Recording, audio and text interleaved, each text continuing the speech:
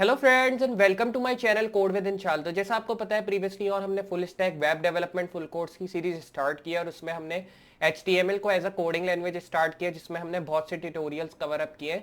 तो आज की वीडियो में मैं आपको HTML में फॉर्म एलिमेंट्स के बारे में बताऊंगा कि बेसिकली फॉर्म एलिमेंट्स क्या होते हैं, किस तरह यूज करते हैं फॉर्म एलिमेंट्स को और कौन कौन से एलिमेंट्स हम यूज करते हैं फॉर्म एलिमेंट्स के अंदर। तो बहुत ही अमेजिंग वीडियो होगी और मुझे उम्मीद है आपको ये वीडियो में सब समझ में आएगा जो कि हम कवर अप करने वाले। तो अगर आपको आज की ये वीडियो पसंद है और अच्छी लगे तो वीडियो को लाइक करना ना भूलें, चैनल पे नए तो चैनल को सब्सक्राइब कर दें और साथ ही साथ नोटिफिकेशन बेल भी ऑन कर दें ताकि इस तरह की कोई भी फ्यूचर वीडियो मैं अपलोड करूं उसका नोटिफिकेशन पहले आपको मिले। और वीडियो को लाजमी शेयर कर दें ताकि और भी लोग सीख सके कि HTML के थ्रू हम किस तरह ये सारी चीज़ें कवर अप कर सकते हैं। तो वेट किस बात का, चलते हैं कंप्यूटर स्क्रीन के ऊपर एंड लेट्स गेट स्टार्टेड। तो आ चुके हैं हम लोग कंप्यूटर स्क्रीन के ऊपर। जैसा मैंने आपको स्टार्ट में बताया कि आज की वीडियो में मैं आपको फॉर्म एलिमेंट्स के बारे में बताने वाला हूँ कि बेसिकली फॉर्म एलिमेंट्स हम HTML के अंदर क्यों यूज़ करते हैं और फॉर्म एलिमेंट्स का क्या काम है।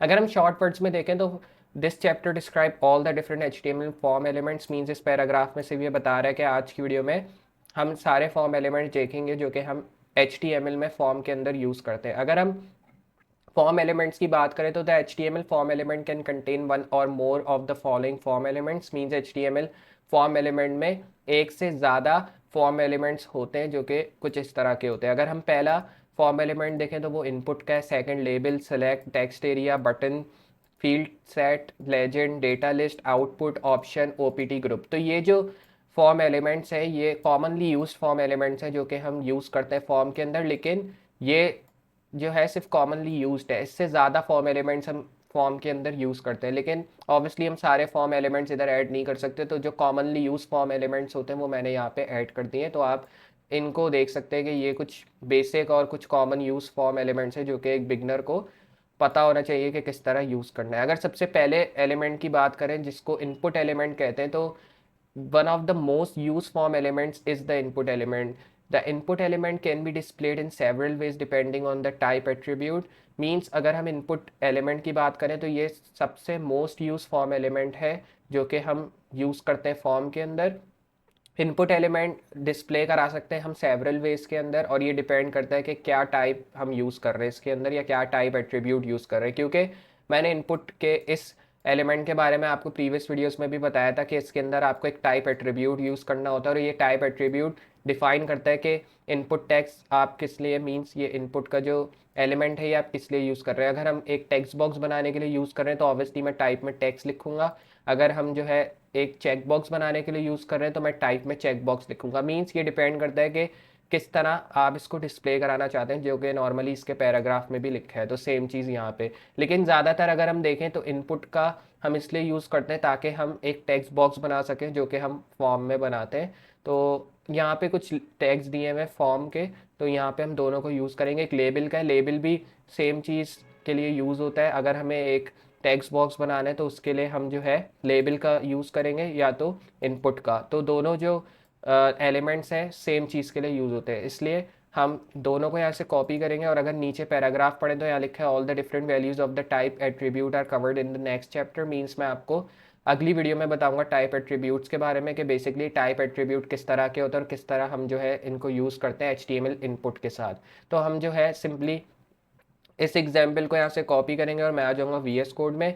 VS कोड में आने के बाद मैं ये सारी चीज़ें रिमूव करूँगा और पेस्ट कर दूँगा यहाँ पे जो कि टैग्स मैंने कॉपी किए। उसके बाद मैं यहाँ पे चेंज करके लिख दूँगा फॉर्म एलिमेंट्स, क्योंकि आज हमारा डिफरेंट ट्यूटोरियल है और आज हम फॉर्म एलिमेंट्स के बारे में जान रहे हैं, तो इसलिए मैंने यहाँ टाइटल फॉर्म एलिमेंट्स कर दिया। अब मैं आ जाऊँगा जस्ट यहाँ पे और मैं इसको रिलोड करूँगा। रिलोड करने के बाद अब देखेंगे हमें सिर्फ एक चेक बॉक्स शो हो रहा है, फर्स्ट नेम लिखा, और उसके बाद ये टेक्स्ट बॉक्स जो कि हमने इनपुट के थ्रू बनाया है। तो लेबल के थ्रू हमें ये फर्स्ट नेम शो हो रहा है जो कि टेक्स्ट बॉक्स के बिल्कुल लेफ्ट पे शो हो रहा है, जिससे क्या होता है जो भी आप चीज़ लिखते हैं जिसके लिए भी टेक्स्ट बॉक्स बनाया है तो वो यहाँ मेंशन कर सकते हैं। जैसे अगर मैंने ये टेक्स्ट बॉक्स एक फर्स्ट नेम लिखने के लिए बनाया है तो मैं यहाँ पे फर्स्ट नेम मेंशन करूँगा। अगर एक टेक्स्ट बॉक्स मैंने लास्ट नेम लिखने के लिए बनाया है तो मैं लास्ट नेम मेंशन करूँगा पहले, और उसके साथ मैं टेक्स्ट बॉक्स बना दूंगा एक, जैसे यहाँ पे हमने इनपुट के थ्रू बनाया। अब यहाँ पे आप फर्स्ट नेम लिख सकते हैं जो भी आपका है, और फिर आप अगर एक सबमिट का बटन बनाना चाहते हैं तो वो भी बना के आप देख सकते हैं कि फॉर्म किस तरह दिख रहा है। तो ये कुछ चीज़ें हैं जो कि आप इस इनपुट एलिमेंट के थ्रू कर सकते हैं। अगर लेबल एलिमेंट की बात करें तो the label element defines a label for several form elements. The label element is useful for screen reader users because the screen reader will read out loud the label when the user focus on the input element. The label element also helps user who have difficulty clicking on very small regions such as radio buttons or check boxes, because when the user clicks the text within the label element, it toggles the radio button checkbox. The for attribute of the label tag should be equal to the id attribute of the input element to bind them together. अगर हम short words में देखें तो label element हम इसलिए use करते हैं क्योंकि डिफाइन करता है लेबल सेवरल फॉर्म एलिमेंट्स के लिए, और लेबल एलिमेंट एक यूजफुल स्क्रीन रीडर भी है यूजर्स के लिए, जो कि आपको स्क्रीन रीडर देता है जो कि रीड करता है एक लाउड लेबल को, और उससे यूज़र का जो फोकस है वो इनपुट एलिमेंट पे जाता है। और लेबल एलिमेंट जो है वो हेल्प करता है यूज़र्स को जिनको डिफ़िकल्टी होती है क्लिकिंग करने के लिए। मीन्स अगर मुझे डिफ़िकल्टी है क्लिक करने के लिए शॉर्ट रेडियो बटन्स और चेक बॉक्सेस, तो वहाँ पे मैं user clicks the text with in the label element. Means आप लेबल एलिमेंट के थ्रू उन टेक्स्ट को क्लिक कर सकते हैं और टॉगल कर सकते हैं रेडियो बटन और चेक बॉक्सेस को। मीन्स अगर मुझे रेडियो बटन और चेक बॉक्स को क्लिक करने में थोड़ी सी मुश्किल आ रही है, डिफ़िकल्टी आ रही है, तो मैं वहाँ पे लेबल एलिमेंट का यूज़ करूँगा जिसके थ्रू मैं user click with in the label element कर सकता हूँ, जो कि बहुत ही अमेजिंग चीज़ है। और फॉर एट्रीब्यूट जो लेबल टैग में हम यूज़ करते हैं ये इक्वल होना चाहिए आईडी एट्रीब्यूट के, जो कि हम इनपुट एलिमेंट में यूज़ करते हैं ताकि हम दोनों टैग्स को बाइंड कर सकें।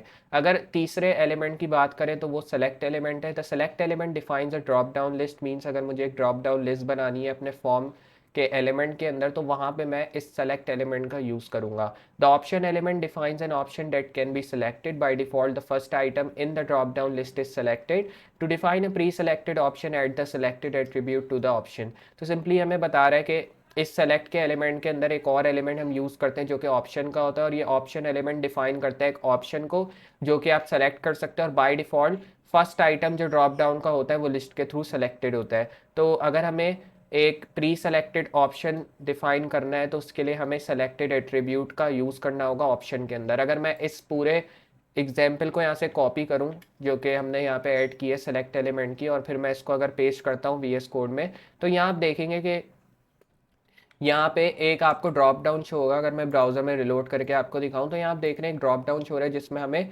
डिफरेंट वैल्यूज़ देखने को मिल रही है। यहाँ पे लिखा है चूज़ अ कार, और चूज़ अ कार में हमने ड्रॉप डाउन में बहुत से कार वैल्यूज़ ऐड किए हुए हैं। अब यहाँ पे जो भी कार्स वैल्यू आप ऐड करना चाहते हैं वो ऐड कर सकते हैं। मैंने 4 कार वैल्यूज़ ऐड की हैं, जैसे वॉल्वो, सैब, फिएट, ऑडी, इस तरह करके आप डिफरेंट कार के नेम यहाँ पे ऐड कर सकते हैं, जिससे क्या होगा ये सारी वैल्यूज़ आपको शो होंगी आपके ड्रॉप डाउन लिस्ट में जो कि आपने अभी क्रोम में डिस्प्ले कराई थी। तो इस तरह करके आप यूज़ कर सकते हैं इस सेलेक्ट एलिमेंट को जो कि डिफाइन करता है ड्रॉप डाउन लिस्ट को। यहाँ पे इसकी और कुछ एग्जांपल्स हैं तो यहाँ पे भी आप देखेंगे।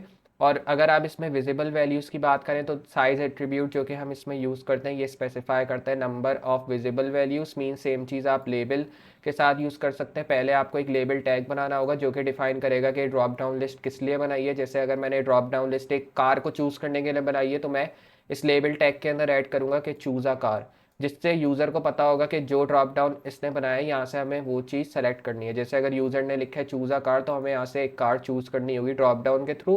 फिर अगर सबमिट का बटन आपने बनाया तो यूज़र वहाँ सबमिट दबाएगा और फिर जो उसकी ने इन्फॉर्मेशन ऐड की है या जो डेटा उसने ऐड किया है वो ट्रांसफ़र हो जाएगा दूसरी फाइल के अंदर। और इसी तरह हम यूज़ करते हैं सेलेक्ट एलिमेंट को। वहीं पे आप मल्टीपल सेलेक्शंस का भी यूज़ कर सकते हैं जिसमें आप जो है मल्टीपल चीज़ों को सेलेक्ट करें। जैसे अगर मैं मल्टीपल एट्रीब्यूट का यूज़ करूँगा तो उससे ये होगा कि वो यूज़र को अलाउ करेगा एक से ज़्यादा वैल्यू को सेलेक्ट करने के लिए। जैसे अगर मुझे एक से ज़्यादा वैल्यूज़ एक साथ सेलेक्ट करनी है तो वहाँ पे मैं इस मल्टीपल एट्रीब्यूट का यूज़ करूँगा।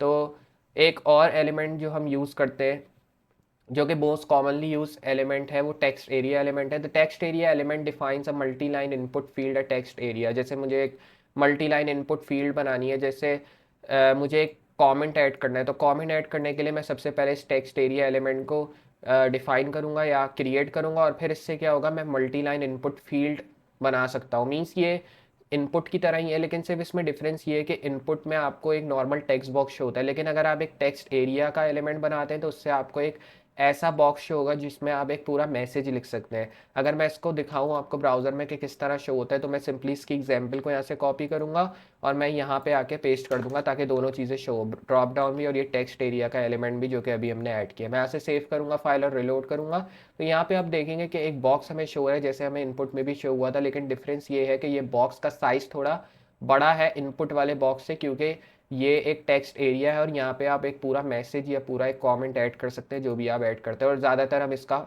एक फॉर्म में यूज़ करते हैं, जैसे अगर यूज़र कोई फॉर्म बना रहा है तो उसके लिए हम जो है वहाँ पे इस टेक्स्ट एरिया वाले एलिमेंट का यूज़ करते हैं। तो मुझे उम्मीद है यहाँ तक आपको समझ में आया होगा कि बेसिकली किस तरह हम इस टेक्स्ट एरिया एलिमेंट को यूज़ करते हैं। उसी तरह बटन एलिमेंट भी होता है जो कि हम यूज़ करते हैं अपने फॉर्म एलिमेंट के अंदर। और बटन जो है नॉर्मली एक ऐसा एलिमेंट है जो कि डिफाइन करता है क्लिकेबल बटन को। जैसे मुझे क्लिकेबल बटन क्रिएट करनी है जिसके थ्रू यूज़र का जो डेटा है वो दूसरी फाइल में ट्रांसफ़र हो, तो उसके लिए मैं इस बटन एलिमेंट का यूज़ करूँगा। और इसी तरह फील्ड साइड और लेजेंड एलिमेंट्स भी कुछ होते हैं, लेकिन ये बाकी के जो एलिमेंट्स हैं इनमें ज़्यादा डिटेल में हम नहीं जाएंगे क्योंकि ये ज़्यादातर कॉमनली यूज़ एलिमेंट्स नहीं है। तो ये वाले एलिमेंट्स के बारे में मैं आपको अगली वीडियोस में थोड़ा बहुत बता दूंगा, जिससे आपको एक कॉन्सेप्ट क्लियर हो जाएगा कि बेसिकली किस तरह हम इन सबको यूज़ करते हैं। लेकिन जो मोस्ट कॉमनली यूज़ एलिमेंट्स हैं जिनके बारे में एक बिगनर को पता होना चाहिए वो मैंने आपको बता दिए। बटन, टेक्स्ट एरिया, उसके साथ ये सेलेक्ट का एलिमेंट, फिर लेबल एलिमेंट और इनपुट एलिमेंट। तो ये कुछ एलिमेंट्स हैं जो कि हमें फॉर्म एलिमेंट्स में यूज़ करने चाहिए अगर हम बिगनर हैं, या अगर हम कोई भी एक फॉर्म के थ्रू एक फॉर्म बना रहे हैं, या कोई भी एक कह सकते हैं आप एक वेब पेज बना रहे हैं और उसमें फॉर्म ऐड करना चाहते हैं, तो वहाँ पे हम इन एलिमेंट्स का यूज़ करके सिंपल एक फॉर्म क्रिएट कर सकते हैं। तो मुझे उम्मीद है आपको आज की ये वीडियो पसंद आई जिसमें मैंने आपको फॉर्म एलिमेंट्स के बारे में बताया। तो अगर आपको ये वीडियो पसंद आई और अच्छी लगे तो वीडियो को लाइक करना ना भूलें, चैनल पे नए तो चैनल को सब्सक्राइब कर दें और साथ ही साथ नोटिफिकेशन बेल भी ऑन कर दें ताकि इस तरह की कोई भी वीडियो मैं अपलोड करूँ फ्यूचर के अंदर उसका नोटिफिकेशन पहले आपको मिले। तो मैं मिलता हूँ अगली वीडियो में इसी तरह की अमेजिंग और हेल्पफुल चीज़ों के साथ। तब तक के लिए गुड बाय।